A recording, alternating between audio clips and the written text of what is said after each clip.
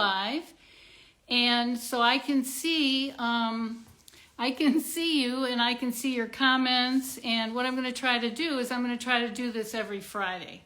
So next Friday, I probably am not going to do it because I'm going to be in Balboa Island. I'm doing a workshop down there. There's still room if you want to sign. It's with the Hugh Skelly Gallery. So I'm going to kind of explain what I did with this. I painted from a photo, from a reference piece, and what I did was I'm painting the effect of light. So, and also I'm painting aerial perspective, which there's air between this front tree and then the back tree. So the foreground tree, and I tried not to start with the local color of green. So I started here. I put these cool greens because they were very dark. And then I came into, I put a little bit of red, my cool red here, so that they definitely, that came in front of the trees in the distance. And then I have a hill in the back, which I put kind of a neutral back here, and I put some trees back there, so they kind of stay back there.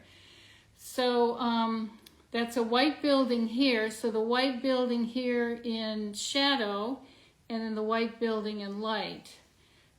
So what I do is I go from one color node to the next color node to the next color node until I've covered my canvas, and I do it fairly quickly.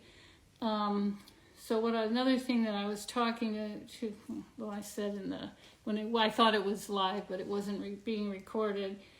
Like I say, I'm new at this, so hopefully they'll get better as I progress here. So what I'm doing is I'm trying to paint the effect of light on objects. So I overstate the warmth of the light planes and possibly the coolness of the shadow notes, although this shadow note is pretty warm. But it's warm in relationship to other colors. I can't tell if something's warm or cool until I put it next to another color. But what I was talking to people about is, for instance, this is a white in shadow. A white in shadow right here. Okay. So the white in shadow usually is some kind of blue. So if I were to compare this white in shadow, if I look through my palette knife and I looked at the sky, so I go from this to the sky, I would realize that the sky is much warmer. It's very warm. It's very light compared to that building in shadow. So what I would do is I wouldn't use blue to paint the sky. I might start with a yellow or a pink, and then eventually put the local color of blue on top of it in the same value range.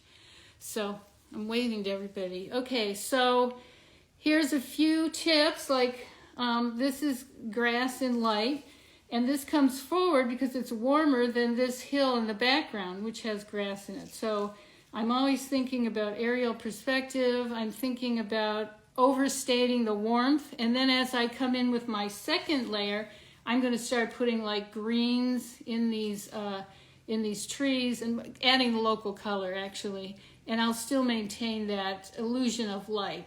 So that's what I'm doing. I'm trying to create the illusion of light.